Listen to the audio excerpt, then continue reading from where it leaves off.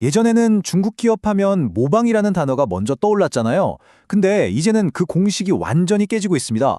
단순히 따라하는 걸 넘어서요. 아예 그들만의 방식으로 미국 심장부에서 거대 기업들에게 정면으로 도전장을 내밀고 있거든요. 자, 그럼 이 엄청난 변화가 어디서 어떻게 일어나고 있는지 한번 들여다볼까요? 오늘 우리가 살펴볼 전쟁터는 크게 세 곳입니다. 바로 우리가 매일 마시는 커피, 손에서 놓지 못하는 스마트폰 화면, 그리고 우리 미래를 통째로 바꿀 AI 기술, 이 세 가지 분야입니다. 자, 첫 번째 전쟁터로 가보겠습니다. 바로 매일 아침 우리 손에 들려있는 커피 한 잔을 둘러싼 싸움인데요. 여기서 마치 불사조처럼 제기한 한 중국 기업이 미국의 상징과도 같은 브랜드에 도전하는 아주 흥미로운 이야기가 펼쳐집니다.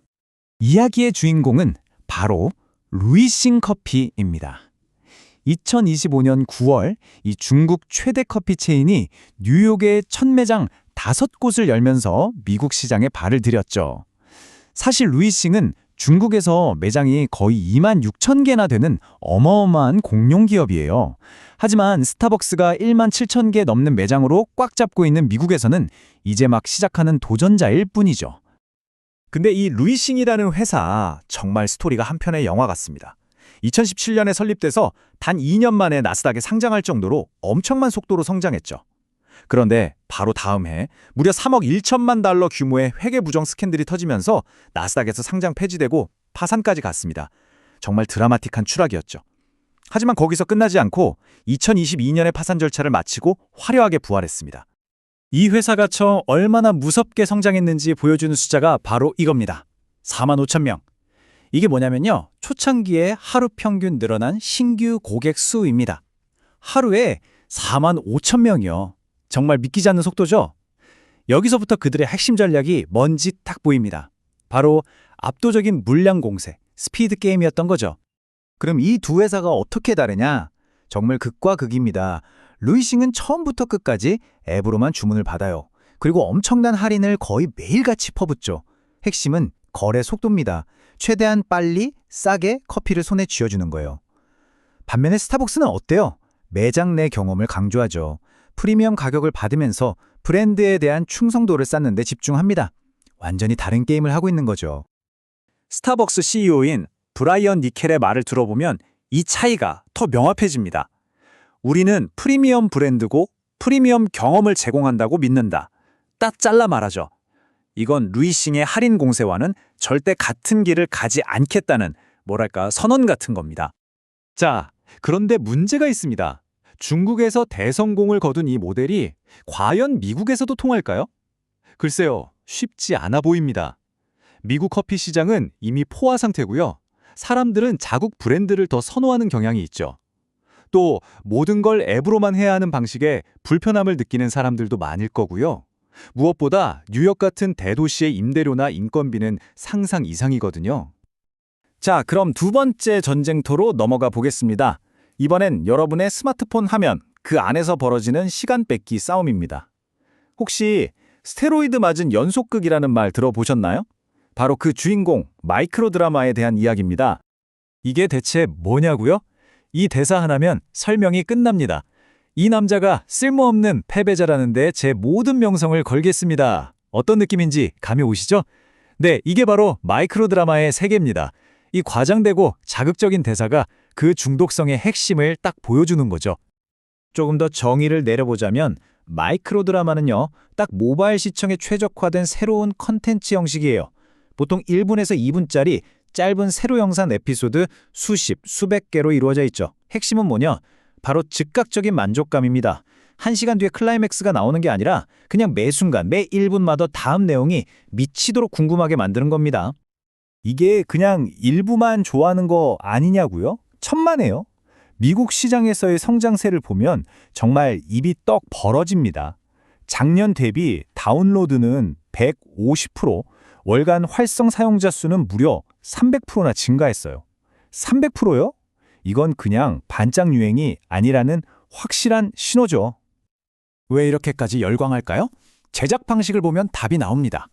마이크로 드라마는 기획부터 제작까지 2달이면 충분해요.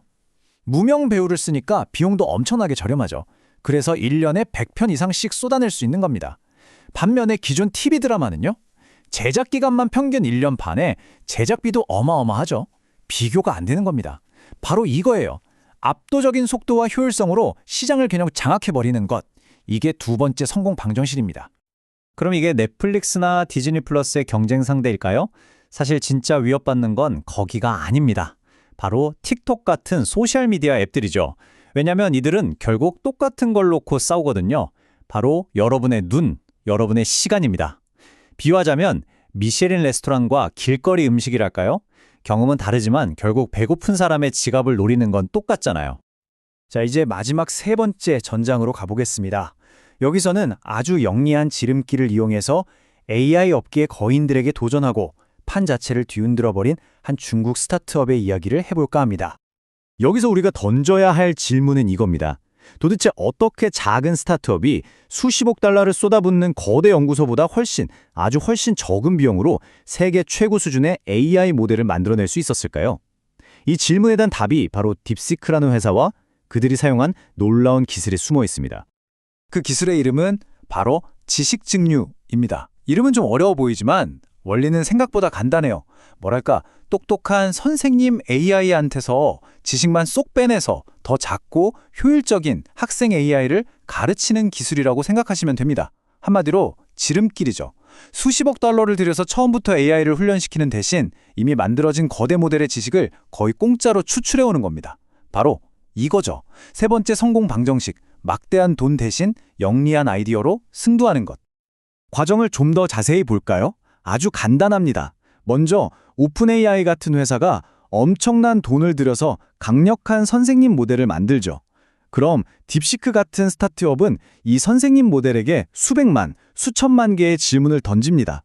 그리고 그 선생님이 내놓는 답변들을 데이터로 차곡차곡 모아서 자신들만의 훨씬 작고 저렴한 학생 모델을 훈련시키는 거예요.